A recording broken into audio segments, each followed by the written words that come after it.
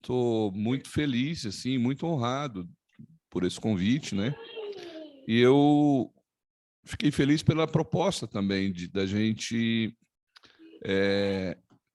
entender um pouco como a igreja se formou, entender um pouco a história da igreja primitiva e tentar entender a nossa prática de cristãos hoje e saber, com muito mais facilidade, quando a gente sabe as coisas nas origens, a gente tem uma facilidade em identificar, né, se a nossa prática cristã hoje ela é bíblica ou não.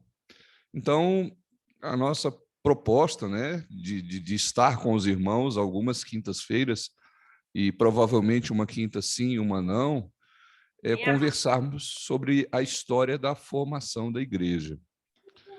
E então a gente preparou, né, alguns slides para a gente conversar, mas não tem como a gente compreender a história da formação da igreja, de como a igreja nasceu, surgiu, sem a gente dar uma olhada nesse tema que eu estou propondo aí. Desculpa. Como era Jerusalém no primeiro século, principalmente no início do primeiro século. Qual era o contexto religioso de Jerusalém? Porque a igreja ela vai nascer muito em função do que aconteceu em Jerusalém e aos redores de Jerusalém. Então, como era Jerusalém no início do primeiro século? E a expectativa, né, que se tinha do cumprimento das profecias, de que alguém viria, de que o Messias viria, né? E hoje a gente entende quem é, mas muitos que estão lá ainda não entendem quem é, mas havia uma expectativa, né, da chegada de um Messias, e como nós compreendemos e entendemos quem é o Messias, nós sabemos que foi ele que estabeleceu, que instituiu essa igreja. Então, eu queria conversar um pouco com os irmãos sobre isso.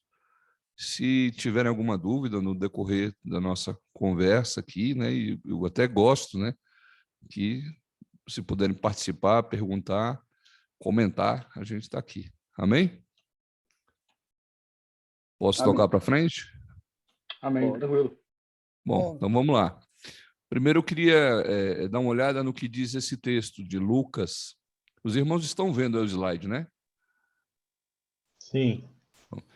Lucas capítulo 3, versículo 3, que se refere a João Batista. Ele percorreu toda a circunvizinhança do Jordão, pregando batismo de arrependimento para remissão de pecados. A palavra batismo, ela aparece na Bíblia antes da palavra igreja. E ele é estabelecido, ele é mostrado às pessoas como uma novidade. E por uma pessoa que não é Jesus, mas é uma pessoa que veio anunciar a vinda de Jesus. Então, o que nós vamos ver hoje?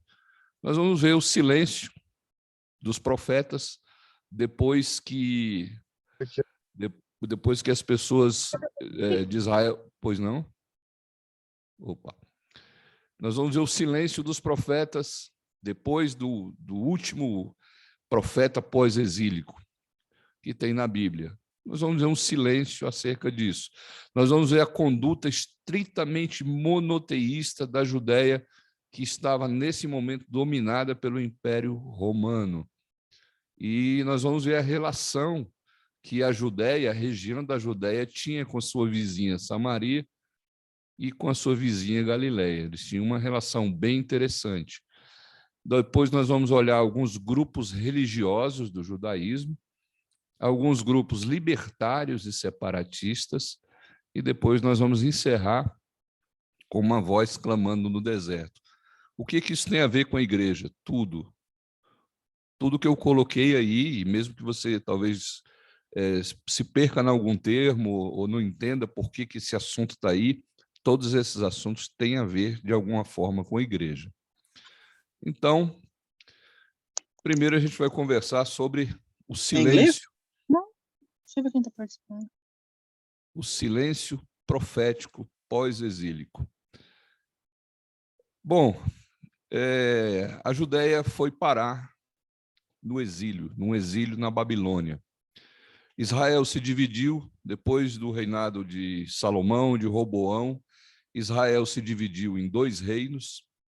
10 tribos ficaram ao norte, 2 ao sul, e agregaram a dos levitas. A tribo de Judá e Benjamim ficou ao sul e adotou o nome de Judéia.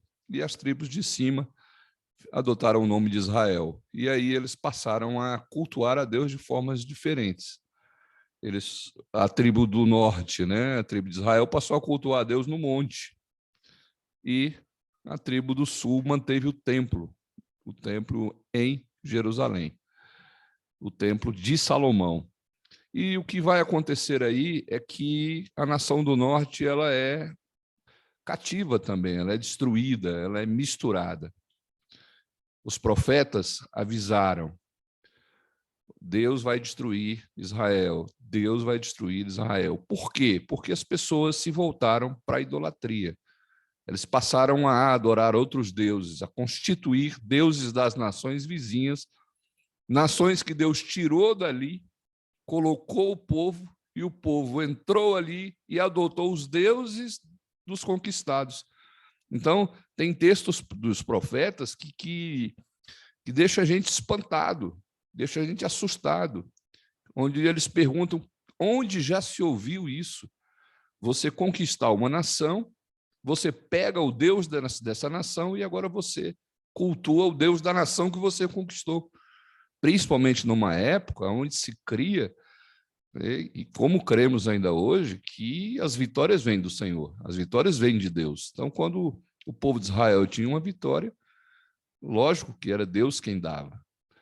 E eles abandonaram esse Deus e foram cultuar os deuses derrotados. Então, o exílio ele tem 2 causas: o exílio, a destruição de Israel e o exílio de Judá na Babilônia. Ele tem 2 causas. Primeiro é uma causa histórica. Existia no mundo antigo conquistadores e conquistados. E Nabucodonosor era um grande conquistador e conquistou a Judéia. Mas o outro motivo é o motivo espiritual, é o fato da Judéia abandonar o Deus verdadeiro e começar a cultuar deuses das nações conquistadas. Essas são as causas. E Nabucodonosor veio, levou para lá a Arca da Aliança, levou para lá os utensílios do templo e levou a nata, né, da sociedade, os príncipes. Transformou esses príncipes em eunucos, emasculou, castrou todos eles e colocou esses príncipes para servirem não como escravos, mas escravos administradores, contadores, escravos do palácio, da vida palaciana. Eu coloquei esse tópico aqui de profetismo porque os profetas eles avisaram.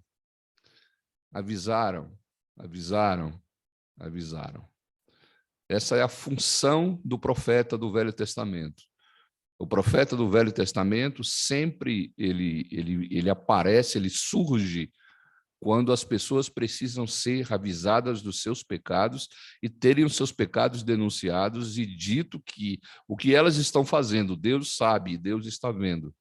Essa era a função do profeta do Velho Testamento. Muitas vezes a gente quer ser e quer ver e acha bonito quando acontece isso hoje, né, igreja, né? Mas o profeta neotestamentário ele tem uma pequena diferença do profeta do Velho Testamento. O profeta do Velho Testamento ele denuncia pecado. O profeta do Novo Testamento ele é sucessor do supremo profeta, né? Do profeta anunciado por Moisés. O profeta que Moisés anunciou, ele é um semeador. Então, o profeta neotestamentário, via de regra, ele é um semeador. Mas o fato é que esses profetas que avisaram, Judá não ouviu e foi parar no exílio. Lá, ela ficou cativa, ficaram 70 anos cativos, presos lá. Ficaram algumas pessoas em Jerusalém, mas as pessoas que não sabiam ler, os agricultores, o templo foi depredado, destruído, e 70 anos depois eles foram libertos. Mas aconteceu uma coisa boa na Babilônia. É que agora, sem o templo e sem acesso às literaturas do templo, quem sabia, sabia. Tinha gente que tinha a Torá toda decorada na cabeça. E ali eles começaram a prestar atenção na teologia. Começaram a fazer uma teologia. A primeira coisa que eles descobriram na Babilônia, e é uma coisa importante, é que não o bem e o mal, o bem e o mal não vem de Deus, o bem vem de Deus. O mal, há um agente maligno, há um ser maligno que proporciona e propicia todo o mal da humanidade. Isso eles aprenderam na Babilônia. Se vocês tiverem curiosidade, leiam no livro dos Reis, se eu não me engano, no começo do segundo livro, quando Davi faz um censo. Então, diz assim o texto: e Deus colocou no coração de Davi de fazer um censo. Davi fez um censo. E depois Deus puniu Davi por ter feito esse censo. Então, parece uma coisa assim estranha. Nossa, Deus colocou no coração dele, Deus estava com raiva dele, e aí depois que Deus colocou no coração dele fazer esse censo, ele fez esse censo, e aí Deus puniu ele. Isso está no livro dos Reis. O livro dos Reis foi escrito antes da Judéia ir para a Babilônia.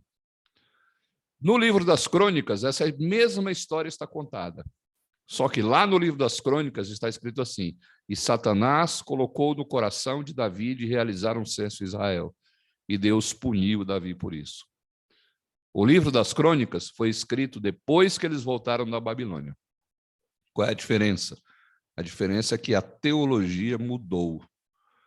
A forma de eles verem o bem, o mal, Deus, a palavra de Deus, a soberania de Deus, foi aprimorada na Babilônia. Alguma dúvida até agora? Pode continuar.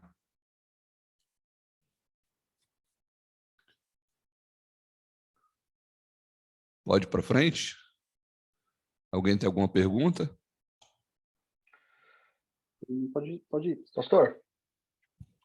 Pastor, em relação a essa aparente divergência que houve, né, na época, né, entre Crônicas e Reis, Satanás, né, colocou no coração, mas ainda assim perdura, né, a vontade permissiva de Deus, né? Sim.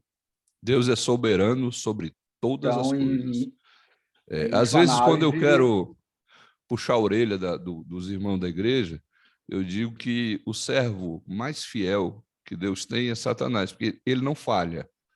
Naquilo que ele tem para fazer, ele não falha. E às vezes nós falhamos. Né? Jonas falhou, né? Então, assim, nós falhamos, mas esse ser, naquilo que ele se propõe a fazer, Elcio, ele não falha. Mas tudo sob a vontade permissiva, o controle. Você pode ver o controle de Deus na história do Jó. Tira o que ele tem, tira, mas não toca nele. Aí, de novo, não toca nele para você ver se ele não te nega. Toca, mas não tira a vida. Há um limite. Nessas questões de vida e morte, há um limite. E o limite é a soberania de Deus. Quando Pedro nega Jesus e Jesus vai atrás de Pedro, Jesus é bem claro: Pedro, quando você for velho, vão pegar você pela mão, vão levar você onde não quer, então você não vai envelhecer. Me segue, morre como eu morri. E aí ele aponta para João, fala: e esse aí, e esse aqui, que vem aqui atrás? Aí Jesus diz: se eu quero que ele fique até que eu venha, não interessa você. Mas ele deixou claro que ele tem o controle Deus tem o controle de todas as coisas no universo: vida, morte, folha que cai, cabelo da cabeça, Satanás, os astros, tudo. Sua pergunta é excelente, porque, como a gente está falando de formação da igreja, tem hoje uma parcela grande da igreja que está sentada num ringue, assistindo Deus brigar com Satanás. A cada expulsão de demônio, olha aí, Jesus não falha, não falei. E a cada derrota, a cada dificuldade, é o inimigo, nós temos que orar mais, como se fosse uma guerra de igual para igual. E essa guerra de igual para igual, ela não existe. Sua colocação é excelente. Nunca existiu, né? Não, não há. Quem há como o Senhor? Essa é a pergunta, né, do salmista. Quem há? Não tem. Amém. Amém? Então, vamos lá. Então, mudando a teologia, o que vai acontecer daí para frente? Vai acontecer uma coisa que Paulo fala de plenitude do tempo. O que é a plenitude do tempo? É um momento na história onde tudo acontece. De repente está tudo parado, aí começa a acontecer as coisas. O que aconteceu? O que aconteceu é que a Babilônia foi conquistada. A Babilônia foi conquistada pelos medos e pelos persas depois. Esses medos e persas libertaram o povo. O rei Ciro assinou um decreto e mandou o povo de Jerusalém de volta para casa, de volta para a Judéia. Mas eles também foram conquistados pelo Império Grego, e os gregos foram bem enfáticos. Agora, se vocês quiserem comprar ou vender, é em grego. A língua é grega e a cultura é grega. Isso foi um marco muito importante, porque no mundo conhecido, todo mundo tinha que falar grego. E houve um silêncio profético. Depois que os judeus voltaram para casa, acabou, não tinha profeta para dizer mais nada. Quem tem Bíblia mais antiga, se você tem uma Bíblia mais antiga, faz essa experiência. Abre lá em Mateus 1 e volta uma página, você vai ver uma página em branco. Entre Malaquias e Mateus, uma página completamente em branco. A Sociedade Bíblica do Brasil deixava aquela página em branco ali para dizer que Deus ficou em silêncio. Eu não sei porque que a gente está perdendo essa parte importante da teologia, mas houve um silêncio, não tinha profeta. E esse silêncio e esse profeta que não tinha, isso vai dar um impacto muito grande. Aqui o Elcio está dizendo que viu o Bíblia com 4 páginas em branco, né? Muito legal isso. Mas esse silêncio ele vai ter uma resposta lá na frente, guardem isso. Bom, Israel, a parte de Israel chamada Judéia, a gente pode dizer que ela tomou vergonha mesmo. Ela passou a adotar uma conduta estritamente monoteísta. Depois que eles foram para a Babilônia, que mudaram a teologia, compreenderam que talvez houvesse neste ser maligno uma intenção de que eles idolatrassem mesmo, quando outra coisa que eles mudaram lá na teologia foi entender que Deus não estava só no templo. Deus não agia só dentro do templo. Deus estava com eles também na fornalha na Babilônia. Deus estava também com eles na cova dos leões com Daniel. E eles não perceberam isso. Mas isso foi mudado também. E quando eles voltaram, os outros, a cultura grega foi impressa no mundo conhecido, mas os judeus não adoraram nenhum deus grego. E quando os romanos conquistaram os gregos, quando morre Alexandre o Grande, o reino é dividido e tudo culmina no Império Romano, eles também não adoraram nenhum daqueles deuses romanos. Eles adotaram uma conduta estritamente monoteísta. Quando Esdras e Neemias voltaram com o povo, o povo também ficou um pouco frustrado, porque, gente, eles voltaram para casa por conta de uma assinatura. Para sair do Egito, precisaram 10 pragas, e precisou o primogênito do faraó morrer, e precisou o mar abrir.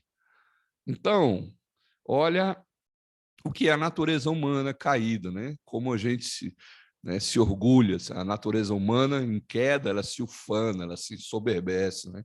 Então, nós estamos aqui na Babilônia, Deus vai nos tirar daqui, vai fazer chover fogo sobre essa Babilônia, né? Vai abrir um caminho aqui no deserto.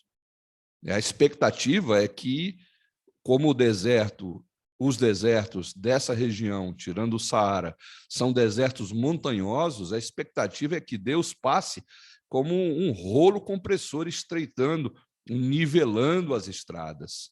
Então, existia essa expectativa de que, para eles saírem da Babilônia, Deus iria aplanar os outeiros, aplanar os montes, né? Num sentido literal, né? Mas Ciro assinou e o povo voltou para casa com Esdras e Neemias. Houve, sim, uma comoção, mas houve uma expectativa de que tivesse mais ação, e não aconteceu absolutamente nada. Ciro assinou e eles voltaram para casa. E quando eles chegaram, o templo estava em ruínas. E aí alguns profetas, são chamados profetas pós-exílicos, eles começaram a cobrar um cuidado com o templo, um cuidado com as tradições. Essa frustração do povo mostrou, nossa, será que Deus, né, realmente está com a gente? Então, eles resolveram construir suas casas melhores e deixar o templo lá para reformar depois. Falhavam nos dízimos, nas ofertas, mas a cultura das sinagogas que eles trouxeram da Babilônia também, essa cultura já era dominante no mundo onde tinha judeu. Aonde tinha um grupo de judeus, tinha uma sinagoga. A sinagoga, a nossa escola dominical, ela é muito parecida com o que eram as sinagogas. Era um tempo onde os judeus sentavam, pegavam a palavra, liam a palavra e estudavam e aplicavam na vida aquilo que estava escrito. Então, esse foi um avanço que vai lá na frente, vai influenciar na formação da igreja. E, depois de Malaquias, silêncio, né? Como a gente já comentou, né? Então, até o nosso irmão Elcio disse que viu Bíblia de realmente 4 páginas em branco. Talvez eu não tenha visto com 4 páginas em branco, mas houve um silêncio. E agora a gente tem uma Judéia completamente monoteísta, avessa a qualquer tipo de idolatria, a qualquer adoração que não seja ao Senhor, ao Jeová, ao Yahvé, ao Adonai, ao Deus único, o Criador. Não há mais, depois da Babilônia, ninguém mais se atreveu a adorar qualquer outro Deus. Isso vai criar uma dificuldade quando Jesus surge dizendo que é o Filho de Deus. Havia uma relação com os vizinhos, porque com a conquista dos romanos, o imperador romano permitiu que um rei da região reinasse, o rei Herodes o Grande. A gente está acostumado a ver um Herodes velho com medo de um Jesus que é criança e vai tomar seu reino. E ele começa a fazer começa a fazer loucura, né? Querer matar a criança com medo de que aquela criança seja o rei dos judeus e o rei dos judeus é ele. A gente está acostumado com esse cara, mas nos 40 anos que o Herodes reinou na Judéia, ele fez um templo, e ele fez aquedutos, e ele fez portos. Ele era um grande empreendedor, por isso que era chamado de Herodes o Grande. E o Império Romano deixou esse cara reinar na região inteira, na região toda. O problema é que ele era descendente de filisteu. Então, para agradar os judeus, ele fez um templo. E alguns judeus se dividiam, achavam, inclusive, esse templo meio político. E outros agradeceram e entraram e adoraram nesse templo com muito orgulho. As pessoas tinham muito orgulho dessa construção, que no tempo de Jesus ainda estava em construção algumas coisas. Você vai ver textos, as pessoas dizendo, Jesus, olha que coisa, olha que pedras, olha que construção. Pedras todas cortadas do mesmo tamanho, pedras milimetricamente cortadas, encaixadas, né? E eles tinham muito orgulho de ter esse templo. Agora, Samaria, ela fazia os seus rituais no Monte Garizim. Isso fica muito claro quando Jesus conversa com a mulher samaritana. Ela tem uma dúvida, aonde o lugar certo de se adorar a Deus. Ela diz, olha, os nossos pais adoram nesse monte aqui. Porque quando o reino foi dividido, no Monte Garizim, eles fizeram um tabernáculo, fizeram uma tenda semelhante à tenda de Moisés. Só que dentro da tenda, eles já meteram dentro da tenda um bezerro de ouro. E com a miscigenação dessa região, porque Samaria pertencia ao Reino do Norte antigamente, e o que aconteceu com o Reino do Sul, com a Judéia? A Judéia foi para a Babilônia e voltou da Babilônia. Tá todo mundo ali, todo mundo é judeu. Mas quem conquistou a região de Samaria, Israel, que foram os árabes, eles não tinham essa prática. Eles tinham uma prática diferente, eles enfraqueciam o povo. Como é que eles enfraqueciam? Eles pegavam grupos de 10, 15 povos conquistados e jogavam dentro de Samaria para misturar a raça, enfraquecer. Então, aí nós já temos um problema, porque o judeu é puro, o samaritano não é. E isso criou uma rusga entre os dois. Isso criou uma desavença. Quando a Judéia estava em perigo, Samaria não ia nem. Deixa se quebrar todo mundo lá. Então, existia essa implicância. Mas, o que aconteceu? Eles tiraram essa tenda e construíram um templo parecido, mas bem em menor escala, com o templo de Salomão em cima do Monte Garizim. Aí o que os judeus fizeram? No ano 128 a.C., eles subiram o monte e quebraram o templo deles. E eles voltaram a fazer sacrifício ao ar livre. Então, quando você vê Jesus e a mulher samaritana, você vai ver ela dizendo, os nossos pais adoram nesse monte. Então, aí já tem uma rusga entre esses dois grupos. Já tem uma divisão que para a igreja, para a formação da igreja, vai ser muito importante, porque Jesus vai simplesmente ignorar essa divisão. Vai ter discípulo querendo que caia fogo do céu para queimar Samaria. Mas Jesus vai lá e prega e cura. Inclusive, ele elogia os samaritanos que creem muito mais pela palavra do que pelos sinais que ele faz. E os caipiras de Nazaré. Pode vir alguma coisa boa de Nazaré?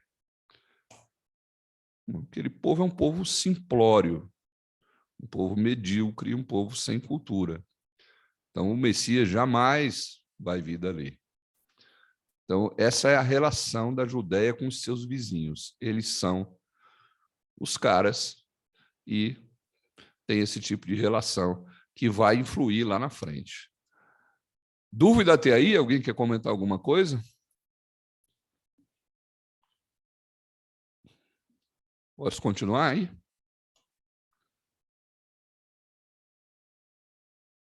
Então, vamos lá. É bom a gente olhar na história da formação da igreja os grupos religiosos do judaísmo. Você vai ter esses três grupos, os escribas principais, os fariseus e os saduceus. Os escribas, eles são estudiosos da palavra. A palavra escrever vem de escriba. Eles eram copistas da Bíblia. Esses caras sabiam o Velho Testamento decorado. E quando tinha algum julgamento para fazer de algum herege ou de algum blasfemo, o escriba fazia parte. da comissão julgadora, do juízo. Os escribas é que julgavam se a pessoa estava certa ou errada. Foi dar água para o seu jumento no sábado. Chama o escriba. Quanto andou? Andou só um estádio. Não, beleza. Não, andou um estádio e meio. Não, então você está em pecado, tem que se purificar. Fez uma cura no sábado. Os escribas é que dizem. Ele fez a cura, ele tem costume de fazer cura? Tem. Então ele já é um profissional da cura, está em pecado. Não, foi a primeira cura que ele fez, foi por acaso? Então vamos dar glória a Deus. É assim. Os escribas eram os juízes dessas questões. E os outros dois grupos religiosos que ensinavam no templo eram os fariseus e os saduceus. Os fariseus, eles têm dois grandes mestres, um chama Hillel e o outro Shammai. Isso é importante porque os Hillelitas, eles são mais liberais e os Shammaitas são mais fechados. Então, por exemplo, os Hillelitas, eles aceitam todo o Velho Testamento como palavra de Deus. Eles aceitam a Torá, o Pentateuco, como palavra de Deus. Eles aceitam também Daniel como um profeta de Deus. Agora, os saduceus, eles só aceitam a Torá, os 5 primeiros livros, como palavra de Deus. Profetas e escritos, para eles, não vale nada, não tem valor nenhum. Então, os fariseus se dividem nesses dois grupos. E os saduceus são aqueles que só aceitam a Torá como palavra de Deus. Os fariseus acreditam na ressurreição, acreditam em anjos. Tem fariseu, inclusive, que acreditava em reencarnação. Os saduceus não. Os saduceus não acreditam nem em alma. Então, qual é a diferença prática disso hoje na cultura da igreja? Ora, você vai ver uma pessoa perguntando para Jesus, olha, um cara eram 7 irmãos, a mulher casou com o mais velho morreu, casou com o segundo morreu, casou com o terceiro e ela casou com os 7. No céu, ela é mulher de quem? Jesus, sabendo que tinha saduceu na roda, disse, olha, errais por não conhecer as Escrituras e nem o poder de Deus. No céu, serão como os anjos. Pronto, ele já derrubou a seita dos saduceus. Os anjos serão como os anjos que nem se casam e nem se dão em casamento. Pronto, ele já derrubou uma teoria dos xamaitas de que os anjos caídos possuíram as filhas dos homens. Então, Jesus ele transita nessas doutrinas de uma forma espetacular. Paulo, ele foi criado aos pés de Gamaliel, ele diz, eu fui criado aos pés de Gamaliel. Gamaliel era sobrinho neto de Hillel. Então, por aí você já sabe como a nossa teologia ela é confirmada por essas crenças desses fariseus. Alguns pressupostos são confirmados. Quando você ouve, olha, sabemos que Deus não atende pecadores, isso são pressupostos. Beleza? Dúvida aqui, que esse ponto é um pontinho delicado. Júnior, podemos dizer, no caso, que os fariseus eles eram os menos errados, então. Podemos dizer assim, porque os saduceus, eles tinham aquela crença de Abraão. A crença de Abraão não tinha noção de vida eterna. Quando a gente fala que Abraão é o pai da fé, é porque ele serviu a Deus sem noção de vida eterna. Como é que Abraão iria viver eternamente? A semente de Abraão iria viver no seu filho. Então, a bronca de Abraão era essa, Senhor, eu vou morrer e o meu herdeiro vai ser o Damasceno Eliezer. Então, eu vou morrer. A minha linhagem, o meu nome vai se acabar. E Deus, já em Isaac e Jacó, Deus já começa a desfazer esse conceito. Quando ele chega para Jacó e diz, eu sou o Deus de Abraão e eu sou o Deus de Isaac. Certo? Claro que o Isaac estava vivo ainda, né? O Abraão já tinha falecido, mas ele começa a desfazer esse conceito de que morreu, acabou. Mas os saduceus, eles permanecem nisso. O homem vive eternamente como? Tendo filho. Então, se eu sou Almeida, eu tenho que ter um filho para pôr o nome de Almeida. Aí eu posso morrer, porque a minha semente vai viver naquele filho. E meu filho vai ter que ter um filho, e filho homem.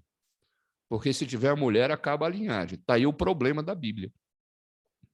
Está aí o problema das mulheres que não geram filhos homens serem colocadas de lado, receberem o bullying das outras esposas, do cara ter uma esposa, a esposa já vem com uma concubina, porque se falhar e ela não der filho para aquele cara, ou der só filhas mulheres, ela tem essa chance da concubina dar. Ela cede o seu leito para que o seu homem viva eternamente.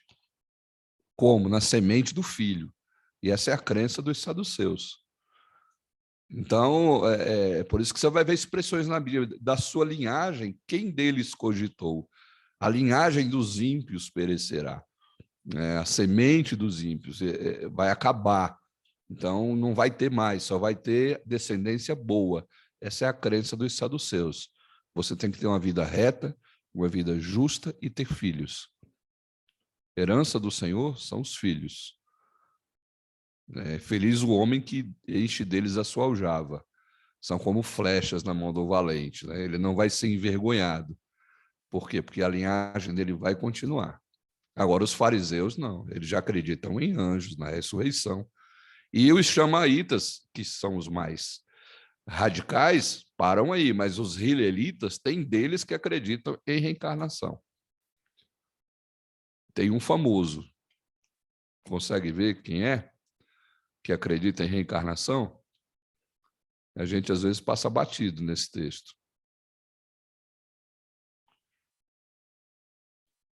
Ele fala isso claramente na Bíblia. Alguém lembra dele? Não. Um fariseu famoso vai conversar de noite com Jesus e ele chega lá todo empolgado. Ele chega lá dizendo... vê que chegou aqui no Nicodemos, né? Ele chega lá, Jesus, olha, você é o cara mesmo, nós já sabemos que o senhor é mestre, e o senhor vem da parte de Deus. Como é que a gente sabe que você vem da parte de Deus? Pelos sinais. Começou com o pé esquerdo. Se você ler 5 versículos antes do capítulo 3, você vai ver um monte de gente crendo em Jesus pelos sinais que ele fazia, e Jesus chateado com isso. Não confiou em nenhum. Porque Jesus preferia que as pessoas crescem pela palavra, não pelos sinais. E ele chega lá dizendo, você é mestre da parte de Deus, ninguém pode fazer esses sinais que o senhor faz se Deus não estiver com ele. E Jesus diz, olha, se você não nascer de novo, se alguém não nascer de novo, não pode ver o reino de Deus. E aí ele tasca essa premissa, né? Como pode um homem nascer sendo velho? Pode, porventura, voltar ao ventre materno? A gente lê o texto e a gente pensa que ele está falando da mãe dele. Quer dizer, é como se ele fosse o Benjamin Button, né? Ele fosse virando criança e voltasse lá. Eu posso voltar? É possível eu voltar para nascer de novo? Essa é a nossa compreensão. Mas a essência do negócio é um homem pode voltar novamente a um ventre materno e nascer segunda vez? E Jesus fala da natureza caída, né?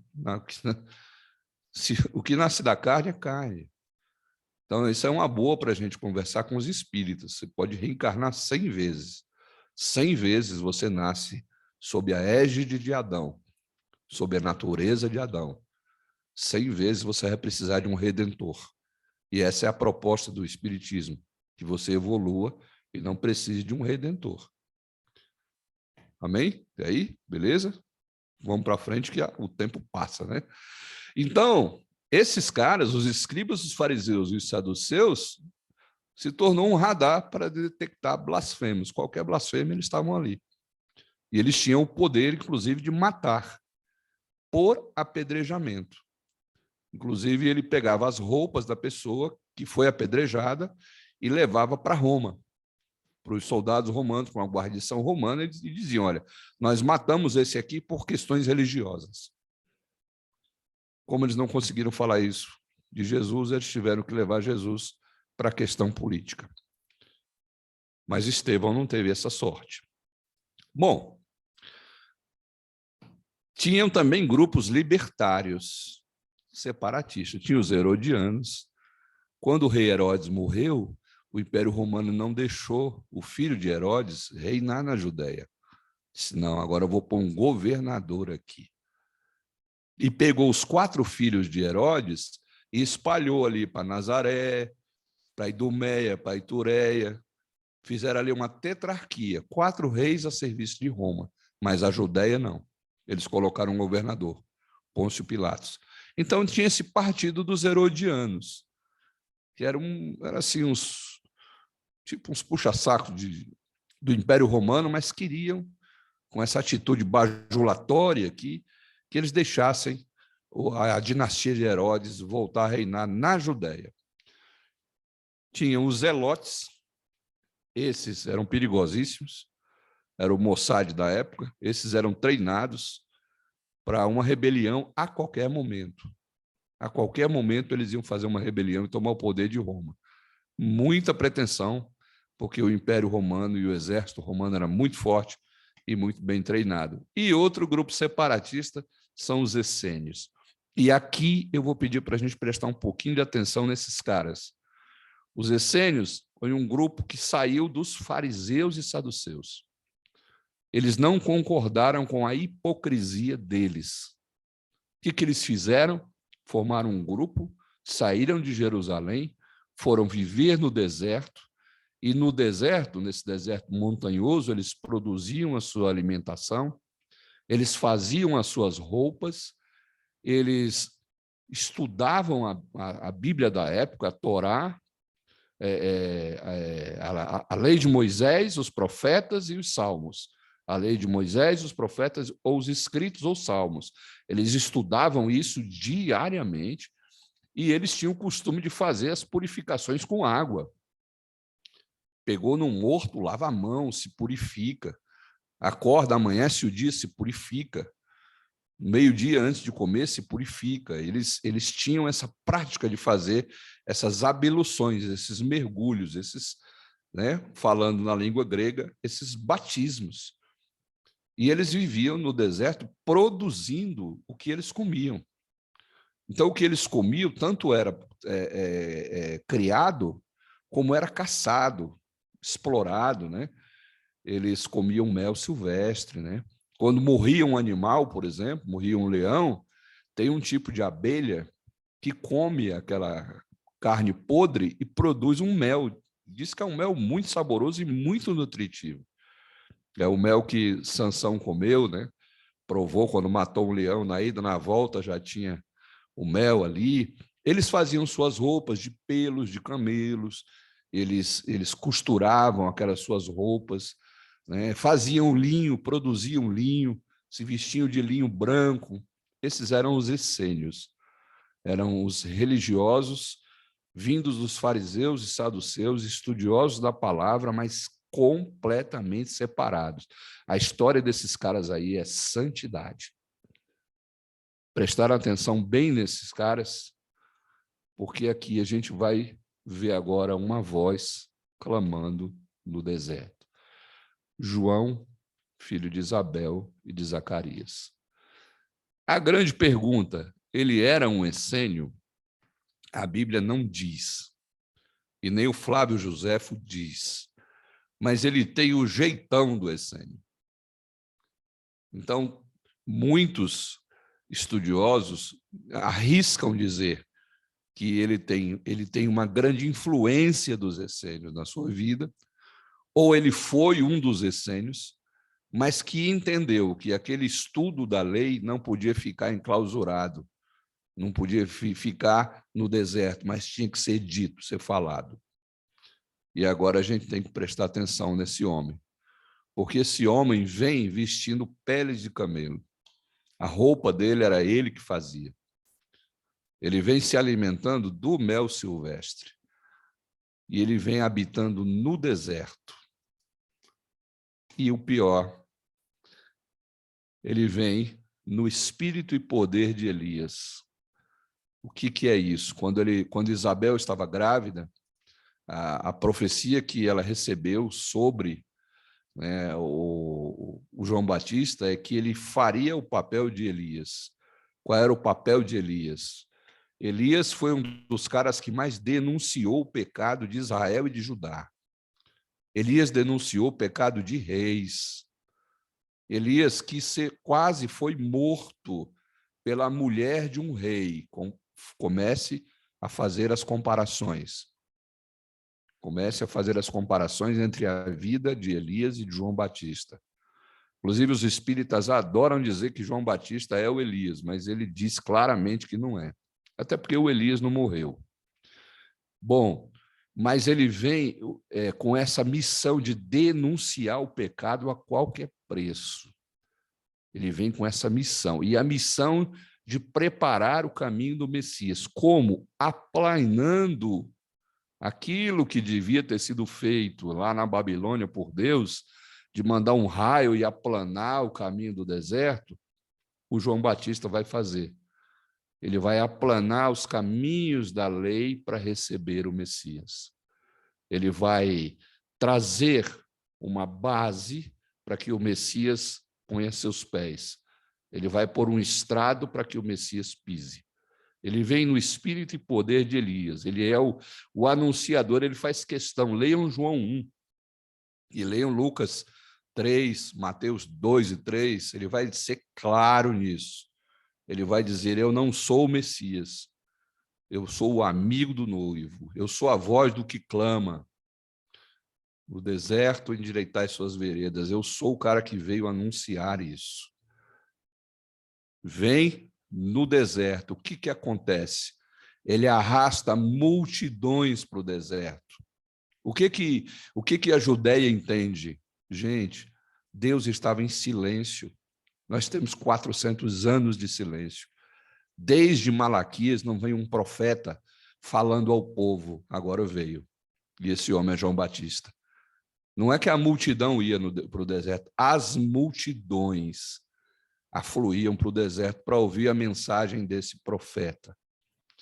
E o profeta, ele dizia, o reino está próximo. Quando Jesus vem, Jesus diz, o reino é chegado. Em 2 ocasiões, Jesus diz que o reino é chegado. Então, a teologia reformada, ela admite que o tempo do fim é inaugurado aí, com João Batista e Jesus. Aí começou o tempo do fim. E nós estamos no tempo do fim. Nessa lacuna, nesse período de 2000 anos, é o fim. As coisas só vêm piorando. O problema é que quanto mais se aproxima do tempo do fim, mais velocidade a iniquidade adquire nas suas realizações. Mas os adventistas gostam muito de fazer isso, de chegar na sua porta e dizer, vamos estudar o Apocalipse, porque o fim, nós vamos entrar agora no tempo do fim. O tempo do fim já começou. E o livro de Apocalipse, ele não é um livro para assustar pessoas que não são crentes. O livro do Apocalipse é para consolar os crentes. É a revelação de Jesus Cristo que Deus deu a João para mostrar aos seus servos as coisas que em breve devem acontecer. Então, as pessoas, às vezes, confundem muito essa questão de tempos, que eu pretendo falar sobre o Cronos e o Kairos mais na frente, mas as pessoas confundem muito isso. O tempo do fim é estabelecido em João Batista. Ele é bem claro nisso. Ele fala de um homem com uma pá na mão para fazer a separação. Vem aí um que é mais poderoso do que eu, e ele vem com uma pá na mão. Outra coisa que você pode perceber é a figura do lavrador, do agricultor, do homem do campo. Jesus trabalha muito com essa figura. E ele está com uma pá na mão para fazer separação. Então, ele batiza as pessoas no Rio Jordão. Mas ele agora batiza uma única vez. E o batismo no Rio Jordão, ele tem 2 bases. Primeira, é o arrependimento e a frutificação. Amém? Entenderam isso, irmãos? Amém. Amém? Bom, Sim, então, pastor, entendido. eu tenho 5 minutos. Então, nesses 5 minutos, o que eu gostaria de fazer? É de pôr uma cova no fundamento. O que é o fundamento? É a fundação de um templo. Qual é a fundação do nosso templo? O nosso templo, quando você vai construir um templo, você põe uma base, uma pedra. Estou falando de templo de cimento, não. Estou falando do templo antigo, do templo de Jerusalém. Como é que ele foi construído? Você marca o quadrado no terreno e você bota uma pedra de esquina. Aquela pedra, ela vai dar direção das outras pedras que vão para lá e das outras pedras que vão para cá, até fechar o quadrado e você sobre as paredes. Concordam comigo? Jesus é a pedra fundamental da igreja. Ele é a pedra onde todos nós estamos acrescentados, acrescidos. Isso é a igreja. Pedro fala claramente, vocês são pedras que vivem. A base, qual é a base? É Jesus e os apóstolos. Nós somos as pedras vivas. O Elcio, o Henrique, o Juliano, o Javier, a Paola, são mais uma pedra nessa construção chamada igreja. Acontece que a pedra, irmãos, ela não é colocada no chão, ela é colocada num buraco, no alicerce, para que ela não caia, para que ela não se abale, para que ela não trema. Então, a cova que nós vamos cavar, a cova que foi cavada, é o que o texto diz. Essa é a base para receber o Cristo. Qual é a base para receber o Cristo? João Batista dizia às multidões, raça de víboras, quem induziu vocês a fugir da ira vindoura? A ira vem. E o que é a ira? A ira de Deus é a aplicabilidade da sua justiça. A justiça de Deus é tão santa que, aos nossos olhos, ela soa como ira. E ela é tão implacável que ela soa como ira. A ira de Deus vem. Como fugir dela? Produzindo frutos dignos de um ato na minha vida chamado arrependimento. Frutos dignos de arrependimento. A igreja começa com o arrependimento das pessoas. E depois que essas pessoas se arrependem em Cristo, elas estão fora da ira. Elas vão ser julgadas, mas no seu julgamento vai ser emitido um documento de justificação. Justificados mediante a fé, essas pessoas agora têm paz com Deus. Resta a elas agora produzir frutos. E esses frutos vão ser proporcionados pelo agricultor. O agricultor prepara o terreno, planta a videira. Eu sou a videira verdadeira, o meu pai é o agricultor e o ramo tem que estar em mim. Essa é a ideia. Fruto do Espírito é amor. Agora, está posto o machado à raiz das árvores. De novo a figura do fazendeiro, do homem do campo. E, no final, o que ele vai fazer quando ele cortar essas árvores? Cortar essa plantação. Ele vai pegar a pá, vai guardar o fruto no seu celeiro e vai queimar a palha. Ele vai, ou seja, batizar com o Espírito Santo e com fogo.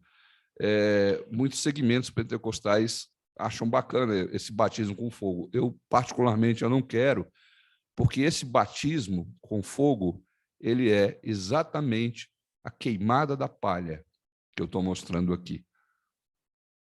O batismo com o Espírito Santo é fazer parte, ser recolhido à eira do Cordeiro. É ser o trigo, é ser o fruto, é ser de Jesus. Então, essa é a cova do fundamento. Esse é o buraco aonde Cristo vai ser a primeira pedra.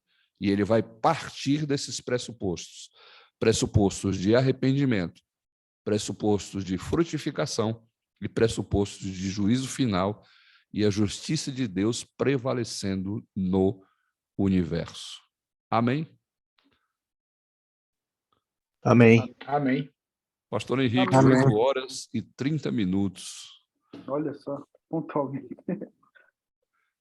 Amém. Então,